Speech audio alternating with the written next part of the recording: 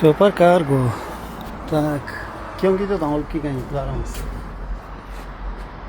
Mana shu holatda olib kelamiz yuklarni.